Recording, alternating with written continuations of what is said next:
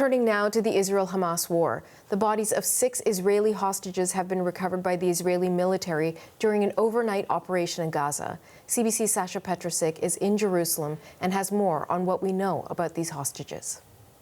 The information about exactly when they died and under what circumstances, that is still very, very fuzzy. I've been reading different accounts from family members and from inside government sources here in the local media. So it's hard to say, but what we do know is that the military found 6 bodies in tunnels under Khan Yunis, which is in the south of Gaza, an area that has seen quite a lot of fighting, both on the ground and airstrikes. So it is quite possible that that they died either in some of that fighting, or that what's more likely is that they were basically abandoned by their captors at some point, who ran for their own lives and ended up dying.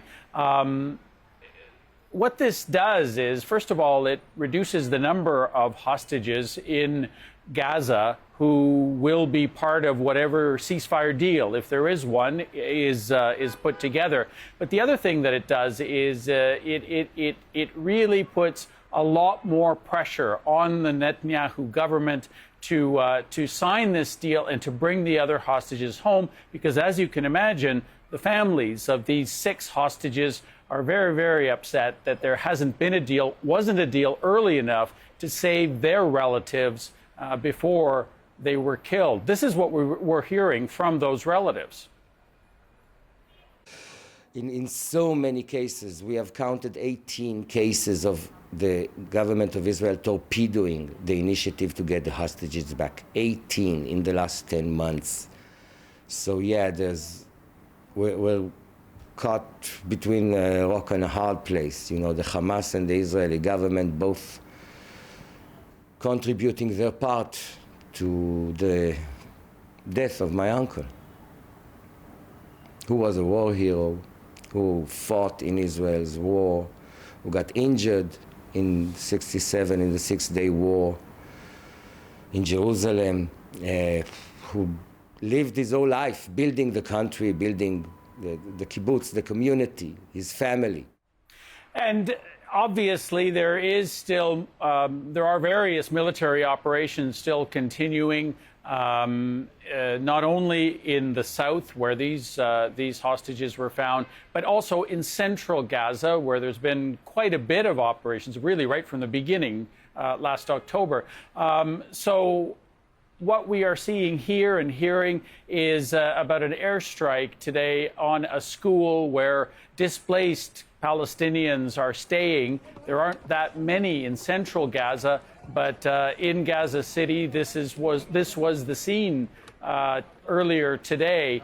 The Israeli government is saying that they were going after Hamas fighters who were using the school as cover for attacks on the Israeli military.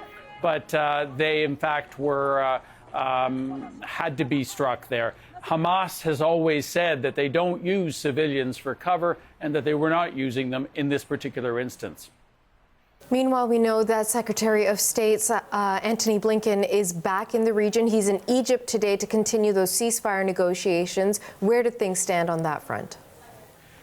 Yeah, those talks are continuing. There is still an American effort to bridge the gaps in understanding and agreement between Hamas and Israel.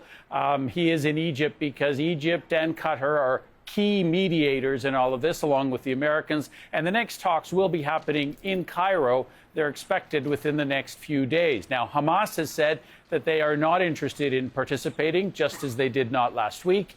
They say that whatever Blinken is doing, whatever optimism he is showing, is misplaced, and that really the Americans are just coming up with these various gap-filling measures in order to please Israel and to serve Israel's interests. Israel, of course, says that it is, if there's any problem with all of this, they are blaming Hamas. And at the same time, they are saying that that they are backing this new American initiative. But there's no guarantee that there will be an agreement. In fact, it's quite probable that they are not as close as the Americans are suggesting in all of this, because both sides are hedging when it comes to some key issues, such as whether Israel will, in fact, withdraw its troops and whether any ceasefire would be temporary or permanent. CBC's Sasha Petrusik reporting from Jerusalem.